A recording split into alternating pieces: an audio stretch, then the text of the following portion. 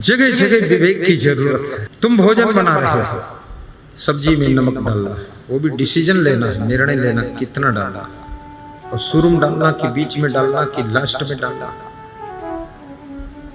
ये डिसीजन ही तुम्हारे जीवन में रंग लाएगा और यहीं पर सफलता छिपी रहती है।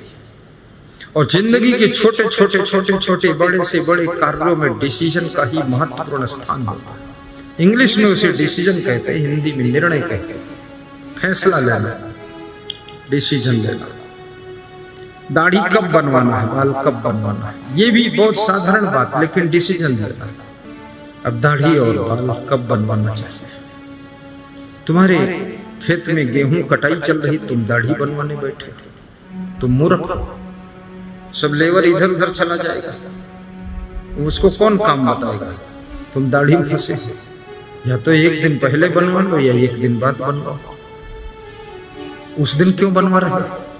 कितने लोगों को तो न दाढ़ी बनवाने की अकल है, ऐसे समय बनवाते हैं जो सारा काम बिगड़ जाता है। जिस दिन यात्रा करना है, अब ट्रेन छूटने वाली है, वो दाढ़ी मूंछ काट रहे हैं, उसमें 10 मिनट लेट कर दिया, ट्रेन छूट गई। अरे छोड़ो दाढ़ी मूंछ, कल काट लेंगे, आज तो ट्रेन पकड़ो, आगे जाओ जहां जाना। लेट हो जाओगे, चौपट हो जाएगा। मेहमान आए हैं, द्वार पर बैठे हैं, वो मार्केट में आलू धनिया खरीद रहे। ये तो पहले से पता था आज मेहमान आने वाले, ये आलू धनिया तुम पहले से खरीद लाते। ये लड़के को भेज देते, तुम क्यों गए वहां झोला लेकर घूम रहे हो। हर डिसीजन आपका सही होना चाहिए। झाड़ू कब लगाना, ये भी डिसीजन सही हो। आप बहुत दोपहर में झाड़ू लगाओगे, धूल इतनी उड़ेगी। सुबह सुबह ओस गिरती है, मौसम ठंडा रहता है, धूल नहीं उड़ती। सुबह सुबह झाड़ू लगाना चाहिए। और कितने लोग तो इतने महामहिम हैं कि कभी झाड़ू लगाते ही नहीं। कभी हवाएं आ गई तो उड़ गया, कूड़ा कचड़ा तो उड़ गया, नहीं तो उसी में बैठे रहते हैं, कूड़े कचड़े की बदबू सूंघते रहते हैं। और कहते हैं कि इंद्रदेव की जब गर्ज होगी तो खुद ही झाड़ू लगाएंगे, हम क्यों लगाएंगे। इंद्रदेव इनके यहाँ झाड़ू लगाएंगे। इंद्रदेव ने मालूम पड़ता है इनकी नौकरी लिया है, झाड़ू लगाने का ठेका लिया है। खुद लगाइए, सुबह लगाइए, जल्दी उठ के लगाइए। सोने और जागने में भी डिसीजन लेने का खेल है।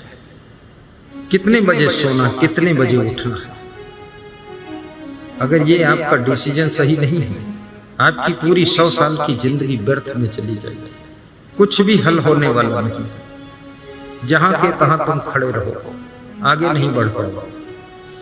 और जो लोग धनहीन हो जाते हैं, उनको स्वार्थी संसार छोड़ देता है। जो वृक्ष फलहीन हो जाता है, उसे पंछी छोड़ देते हैं।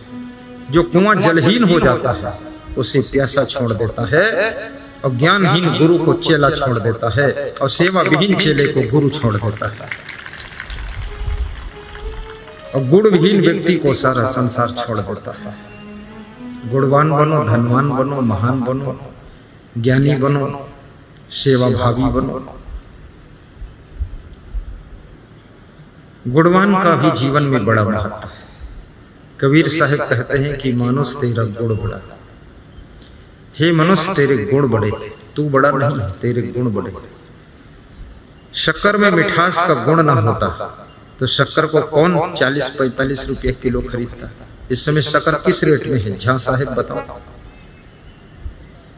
40-45, ठीक है, आइडिया बोल दिया मैंने।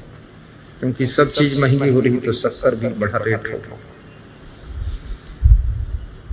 महंगाई में भी बड़ा विचित्र रूप है। आइए ललन कुमार जी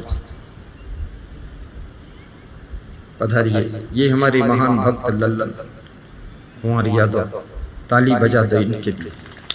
बहुत बड़ी श्रद्धा रखते हैं। कभी कभी ये गुरु में भगवान का दर्शन करते हैं। कितने लोगों को भगवान में भी भगवान का दर्शन नहीं होता है, तो कितने लोगों को गुरु में भी भगवान का दर्शन हो जाता है। श्रद्धा की आंख है, याद रखना। श्रद्धा की आंख एकलव्य के पास में थी, तो मिट्टी की मूर्ति में द्रोणाचार्य गुरु का दर्शन करके धनुष विद्या में प्रथम स्थान प्राप्त किया था। लेकिन जिनमें श्रद्धा की आंख नहीं है, साक्षात द्रोणाचार्य मिल जाए तो उनको गुरु का दर्शन नहीं होता है। ये श्रद्धा की आंखों से देखिए तो गुरु में भी भगवान कभी कभी दिख जाता है, और श्रद्धा की आंख न हो तो भगवान में भी भगवान नहीं दिखाई देता है, तुमको कुछ और ही दिखाई देगा। इसलिए श्रद्धा को बढ़ाइए। श्रद्धा लभते ज्ञानम तत्परा संयतेन्द्रिया ज्ञानम लब्धवा परम शांति मचिरधिगच्छति। श्रद्धावान को ज्ञान मिलता है, और जिसे ज्ञान मिलता है उसकी इंद्रियां बस में हो जाती हैं, कल्याण के कार्यों के लिए वो तत्पर हो जाता है, और श्रद्धावान व्यक्ति को शांति मिलती है, मुक्ति मिलती है। इसलिए श्रद्धा का मनुष्य के जीवन में बड़ा महत्व है। कितने लोग मंदिर में जाकर के सिर टेकते हैं मूर्ति के सामने, बहुत लोगों को ऐसा लगता है पत्थर के सामने मुंडी झुका रहा है, मूर्ख है। बहुत लोगों को मैंने देखा है सड़क पर निकलते हैं मंदिर के सामने 1 मिनट गाड़ी रोक के गाड़ी में बैठे बैठे झुक के नमस्कार कर देते हैं। बहुत लोगों को मैंने देखा है कि मेरे पास में आते हैं तो मेरी गाड़ी को छूकर मस्तक में लगा लेते हैं। चरण छूने को तो पाते नहीं, गाड़ी को छू के लगा। मिलिक टोला गोडियर गांव में बहुत सी महिलाएं गाड़ी की आरती कर लेती थी। हम बैठे थे तो हमारे पास तो आ नहीं सकते थे, भीड़ थी, गाड़ी का आरती कर ली, गाड़ी को छू के मस्तक में लगा दिया। महबूब की हर चीज महबूब होती है, और गुरुदेव की हर चीज में गुरुदेव का प्रभाव होता है। याद रखना, गुरुदेव के चरण पादुका भी पूज्य होते हैं, और गुरुदेव के चरणों में चढ़ाया हुआ पुष्प भी हमारे जीवन को बदल सकता है, चेंज कर सकता है। श्रद्धा होना चाहिए। सामने तस्वीर लगी है, मेहीदास महाराज की तस्वीर है। जिनका भाव है उनको मेहीदास महाराज का दर्शन हो रहा है, कबीर का दर्शन हो रहा है। जिनका भाव नहीं है उनको लगता है फालतू यहाँ झंझट रखा है।